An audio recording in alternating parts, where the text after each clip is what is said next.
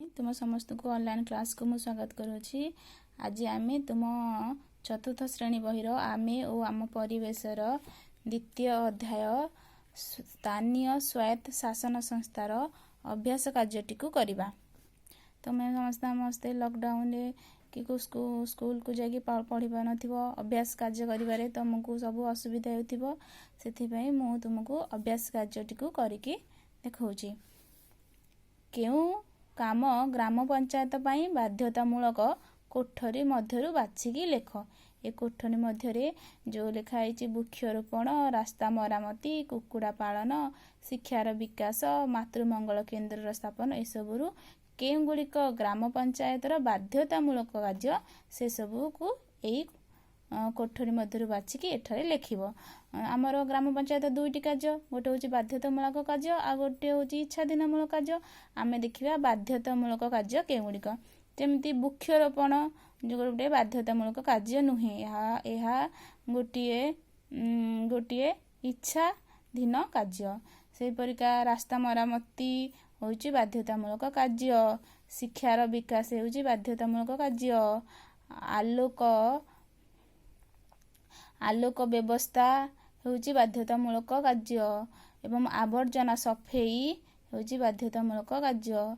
आ ग्रामवासी मानकर स्वास्थ्यर जत्न मध्य होउची बाध्यतामूलक कार्य।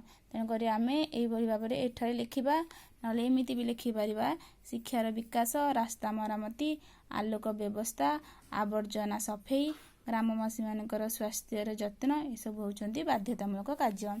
तापर द्वितीय नंबर आमे देखिबा केउ केउ काम पौर परिषदर इच्छाधीन से मध्यरु बाछि लेख। ए जो गोल मध्यरे देइछि केउगुड़िक केवल पौर परिषदर इच्छाधीन कार्य, बाध्यतामूलक नुहे।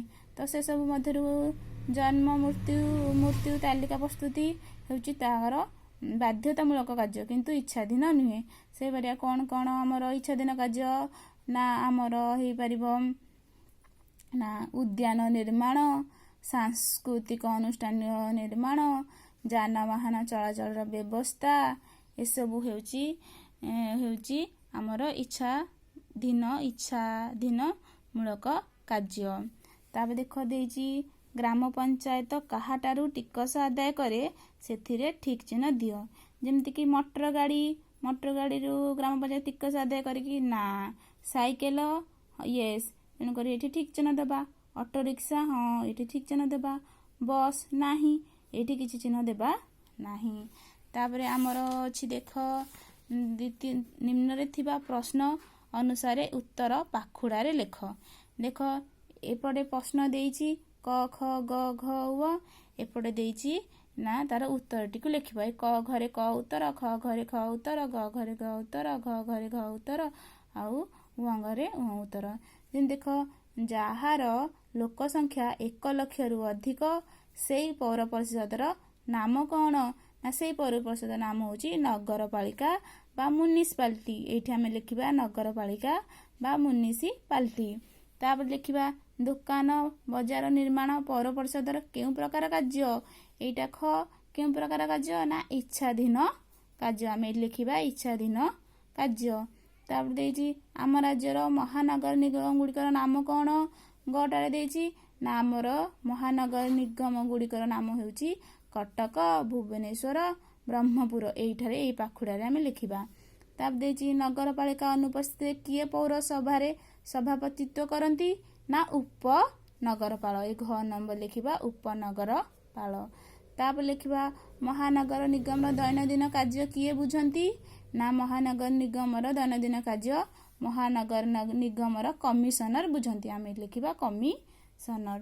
तापर मुत देख लिखाई केवल निर्वाचित प्रतिनिधिक पदवी रे शून्य स्थान रे लेख। तो ग्राम पंचायत काहाकू नेकी गठित, केवल सरपंच देइछि तो आमे एठी लिखि परिबा नायब सरपंच, सरपंच एवं वार्ड मेंबर बोली आमे लिखिबा। तापर देख ए देइछि एनएससी काहाकू नै गठित ना एनएससी चेयरमैन लिखिबा। एठी वाइस चेयरमैन आ काउंसिलर, एठी आमे लिखिबा चेयरमैन आ वाइस चेयरमैन आ काउंसिलर।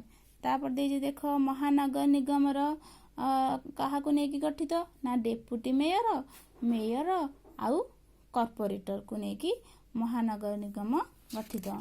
ତାପରେ ଦେଇଛି ଦେଖ ବନ୍ଧନୀ ମଧ୍ୟରୁ ଉପଯୁକ୍ତ ଶବ୍ଦ ବାଛି ଶୂନ୍ୟ ସ୍ଥାନ ପୂରଣ କର।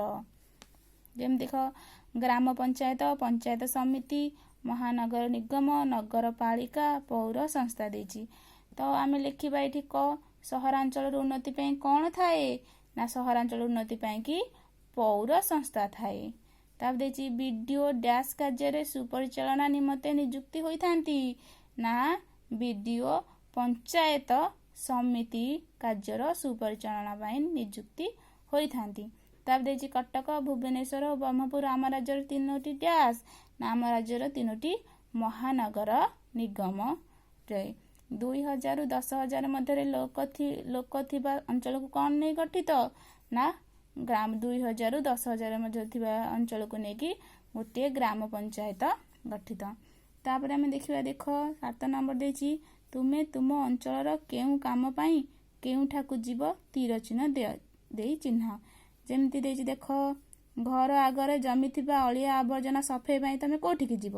ଗ୍ରାମ ପଞ୍ଚାୟତ ସମିତିକି ଯିବ, ମ୍ୟୁନିସିପାଲିଟିକି ଯିବ ନା ମହାନଗର ନିଗମ, ଗ୍ରାମ ପଞ୍ଚାୟତ, ଡାକ୍ତରଖାନା କାହା ପାଖକୁ ଯିବ ନା ଘର ଆଗରେ ଜମିଥିବା ଅଳିଆ ଆବର୍ଜନା ପାଇଁକି ଆମେ ମ୍ୟୁନିସିପାଲିଟିକି ଯାଇପାରିବା, ମହାନଗର ନିଗମ ପାଖକୁ ଯାଇପାରିବା, ଗ୍ରାମ ପଞ୍ଚାୟତକୁ ଯାଇପାରିବା। କାହିଁକି ନା ଗ୍ରାମ ପଞ୍ଚାୟତ ଯେଉଁମାନେ ବସବାସ କରୁଛନ୍ତି ସେମାନେ ତାଙ୍କର ଘର ଆଗରେ ଜମିଥିବା ଅଳିଆ ଆବର୍ଜନା ସଫେଇ ପାଇଁ ସେମାନେ ଗ୍ରାମ ପଞ୍ଚାୟତକୁ ଯିବେ। ଯେଉଁମାନେ ମ୍ୟୁନିସିପାଲିଟିରେ ବସବାସ କରୁଛନ୍ତି ସେମାନେ ମ୍ୟୁନିସିପାଲିଟିକି ଯିବେ। ଆଉ ଯେଉଁମାନେ ମହାନଗର ନିଗମରେ ବସବାସ କରୁଛନ୍ତି ସେମାନେ ମହାନଗର ନିଗମ ନିକଟକୁ ଯାଇ ନିଜର ଅଭିଯୋଗ ଜଣାଇ ପାରିବେ। ତାପରେ ମାଛ ଚାଷ ପାଇଁ ଋଣ ଆମେ କୋଉଠିକି ଯିବା? ମାଛ ଚାଷ କୋଉଠି ଗ୍ରାମ ଅଞ୍ଚଳରେ ହୁଏ। ମାଛ ଚାଷ ପାଇଁ ଋଣ ପାଇଁ ଆମେ ଗ୍ରାମ ପଞ୍ଚାୟତକି ଯିବା। ତାପରେ ଜନ୍ମ ମୃତ୍ୟୁ ପଞ୍ଜୀକରଣ ପାଇଁ ଆମେ କୋଉଠିକି ଯିବା? ଜନ୍ମ ମୃତ୍ୟୁ ପଞ୍ଜୀକରଣ ପାଇଁ ଆମେ ମ୍ୟୁନିସିପାଲିଟିକି ଯାଇପାରିବା, ମହାନଗର ନିଗମକୁ ଯିବା, ପଞ୍ଚାୟତ ଗ୍ରାମ ପଞ୍ଚାୟତକୁ ଯିବା। ଯିଏ ଯେଉଁ ଅଞ୍ଚଳରେ ବସବାସ କରୁଥିବେ ସେ ସେଇ ଅଞ୍ଚଳକୁ ଯିବେ। ତାପରେ ସାଇକେଲ ଟିକସ ଦେବା ପାଇଁ ଆମେ କୋଉଠିକି ଯିବା? ନା ସାଇକେଲ ଟିକସ ଦେବା ପାଇଁ ଆମେ ମ୍ୟୁନିସିପାଲିଟିକି ଯାଇପାରିବା, ମହାନଗର ନିଗମକୁ ଯାଇପାରିବା, ଗ୍ରାମ ପଞ୍ଚାୟତକୁ ବି ଯାଇପାରିବା। ତାପରେ ପିଲାମାନେ ଦେଖ ଗାର ଦିଆଯାଇଥିବା ଅଂଶକୁ ନ ବଦଳାଇ ଭୁଲ ଥିଲେ ଠିକ୍ କର। ଯେମିତି ସରପଞ୍ଚ ପଞ୍ଚାୟତ ସମିତିର ମୁଖ୍ୟ ଅଟନ୍ତି। ଏଠାରେ ଯେଉଁ ଗାରଟି ଦିଆଯାଇଛି ଆକୁ ଆମେ ବଦଳାଇବା ନାହିଁ, ଆଉ ଯାହା ଲେଖା ହେଇଛି ଗାର ନ ଦେଇଥିବା ସ୍ଥାନରେ ଆମେ ବଦଳାଇବା। ଦେଖିଲେ ପିଲାମାନେ ସରପଞ୍ଚ ପଞ୍ଚାୟତ ସମିତିର ମୁଖ୍ୟ ଅଟନ୍ତି କି ନା ସରପଞ୍ଚ ଗ୍ରାମ ପଞ୍ଚାୟତର ମୁଖ୍ୟ ଅଟନ୍ତି। ମହାନଗର ନିଗମର ଲୋକ ସଂଖ୍ୟା 1 ଲକ୍ଷରୁ ଅଧିକ କି ପିଲାମାନେ? ମହାନଗର ନିଗମର ଲୋକ ସଂଖ୍ୟା ସେ ଦେଇଛି ମହାନଗର ନିଗମର ଲୋକ ସଂଖ୍ୟା 1 ଲକ୍ଷରୁ ଅଧିକ। ପିଲାମାନେ ଏଟା ସବୁ ଠିକ୍ ଅଛି। ତାପରେ ଦେଇଛି ଗ୍ରାମ ପଞ୍ଚାୟତରେ ନିର୍ବାଚନ 6 ବର୍ଷରେ ଥରେ ହୁଏ, ଗ୍ରାମ ପଞ୍ଚାୟତ ନିର୍ବାଚନ 5 ବର୍ଷରେ ଥରେ ହୁଏ। ତାପରେ ଦେଇଛି ପିଲାମାନେ ଦେଖ ନିଜ ଅଞ୍ଚଳରେ ପ୍ରତିନିଧିକୁ ନିର୍ବାଚନ ପ୍ରକ୍ରିୟାରେ ବାଛିବା ପାଇଁ ଜଣଙ୍କର ବୟସ 21 ବର୍ଷ ଅଧିକ ଆବଶ୍ୟକ। 21 ବର୍ଷ ହେବା ଦରକାର କି ନାହିଁ? ନିଜ ଅଞ୍ଚଳରେ ପ୍ରତିନିଧି ନିର୍ବାଚନ ପ୍ରକ୍ରିୟାରେ ବାଛିବା ପାଇଁ ଜଣଙ୍କର ବୟସ 18 ବର୍ଷରୁ ଅଧିକ ହେବା ଆବଶ୍ୟକ। ତାପରେ ପିଲାମାନେ ଦେଖ ଗ୍ରାମ ପଞ୍ଚାୟତକୁ ସ୍ଥାନୀୟ ସ୍ୱାୟତ୍ତଶାସନ ସଂସ୍ଥା କୁହାଯାଏ କାହିଁକି?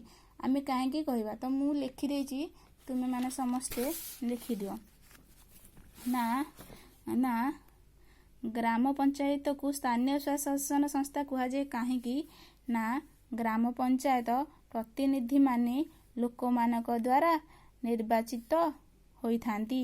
ଉକ୍ତ ସଂସ୍ଥା ସ୍ଥାନୀୟ ଅଞ୍ଚଳର ଉନ୍ନତି ପାଇଁ କାର୍ଯ୍ୟ କରିଥାଏ। ସ୍ଥାନୀୟ ଲୋକେ ନିଜର ଶାସନ ଦାୟିତ୍ୱ ନିଜେ ତୁଲାଇଥିବାରୁ ଏହାକୁ ସ୍ଥାନୀୟ ସ୍ୱାୟତ୍ତଶାସନ ସଂସ୍ଥା ବୋଲି କୁହାଯାଏ। ତାପରେ ଦେଖ ସେକେଣ୍ଡ କ୍ୱେଶ୍ଚିନ୍ କ'ଣ ଦେଇଛି? ସେକେଣ୍ଡ କ୍ୱେଶ୍ଚିନ୍ ଦେଇଛି ଯେ ବିଜ୍ଞାପିତ ଅଞ୍ଚଳ ପରିଷଦ ଓ ପୌର ପରିଷଦ ମଧ୍ୟରେ ପାର୍ଥକ୍ୟ କ'ଣ? ବିଜ୍ଞାପିତ ଅଞ୍ଚଳ ପରିଷଦ ଆଉ ପୌର ପରିଷଦ ମଧ୍ୟରେ ପାର୍ଥକ୍ୟ କ'ଣ? ତ ଆମେ ତାଙ୍କୁ ଲେଖିବା ଯେ 10,000ରୁ ଅଧିକ ଲୋକ ବାସ କରୁଥିବା ସହରରେ ବିଜ୍ଞାପିତ ଅଞ୍ଚଳ ପରିଷଦ ବା NAC କାର୍ଯ୍ୟ କରିଥାଏ। ସେହିପରି ସହରାଞ୍ଚଳର ଉନ୍ନତି ପାଇଁ ପୌର ସଂସ୍ଥା ଓ ପୌର ପରିଷଦ ରହିଥାଏ। ବିଜ୍ଞାପିତ ଅଞ୍ଚଳ ପରିଷଦ NAC ନଗରପାଳିକା ବା ମ୍ୟୁନିସିପାଲିଟି, ମହାନଗର ନିଗମ ବା କର୍ପୋରେସନ ଯାକୁ ଆମେ କହିବା ପ୍ରଭୃତି ଗୋଟିଏ ଗୋଟିଏ ପୌର ସଂସ୍ଥା ବା ପୌର ପରିଷଦ ଅଟନ୍ତି। ତାପରେ ଦେଖ ପିଲାମାନେ ଦେଇଛି NAC ଆଉ ମ୍ୟୁନିସିପାଲିଟି ମଧ୍ୟରେ ପାର୍ଥକ୍ୟ କ'ଣ? ନା 10,000ରୁ ଅଧିକ ଲୋକ ବାସ କରୁଥିବା ସହର NAC ଗଠିତ ହୋଇଥାଏ, କିନ୍ତୁ 1 ଲକ୍ଷ ବା ତହିଁରୁ ଅଧିକ ବାସ କରୁଥିବା ସହରରେ ମ୍ୟୁନିସିପାଲିଟି ଗଠିତ ହୋଇଥାଏ। ତାପରେ ଦେଇଛି ଦେଖ ପିଲାମାନେ, ଜିଲ୍ଲା ପରିଷଦ କିପରି ଗଠିତ ହୋଇଥାଏ? ଜିଲ୍ଲା ପରିଷଦ କିପରି ଗଠିତ ହୋଇଥାଏ? ଦେଖ, ରାଜ୍ୟର ପ୍ରତି ଜିଲ୍ଲାରେ ଗୋଟିଏ ଜିଲ୍ଲା ପରିଷଦ ରହିବାର ବ୍ୟବସ୍ଥା ଅଛି। ପ୍ରତି ଜିଲ୍ଲାକୁ କେତେ ଗୁଡ଼ିଏ ଜିଲ୍ଲା ପରିଷଦ ଅଞ୍ଚଳରେ ବିଭକ୍ତ କରାଯାଇଛି। ପ୍ରତି ଅଞ୍ଚଳରୁ ଜଣେ ସଭ୍ୟ ନିର୍ବାଚିତ ହୁଅନ୍ତି। ସେହି ସବୁ ସଭ୍ୟମାନେ ସେମାନଙ୍କ ମଧ୍ୟରୁ ଜିଲ୍ଲା ପରିଷଦର ଜଣେ ଅଧ୍ୟକ୍ଷ ଓ ଉପାଧ୍ୟକ୍ଷ ଭାବେ ନିର୍ବାଚିତ କରିଥାନ୍ତି। ଏଭଳି ଭାବରେ ଆମେ ତୁମ 4ଥ ଶ୍ରେଣୀ ବହିର 2ୟ ଅଧ୍ୟାୟର ଯେଉଁ ଅଭ୍ୟାସ କାର୍ଯ୍ୟଟିକୁ ସମ୍ପୂର୍ଣ୍ଣ ଭାବରେ ସମାପ୍ତ କଲେ। ତୁମେମାନେ ସମସ୍ତେ ନିଜ ନିଜ ଖାତାରେ ଏହି ଅଭ୍ୟାସ କାର୍ଯ୍ୟଟିକୁ ଲେଖିଦେବ। Please like, share and subscribe କରିବାକୁ ଭୁଲିବେନି। Thank you.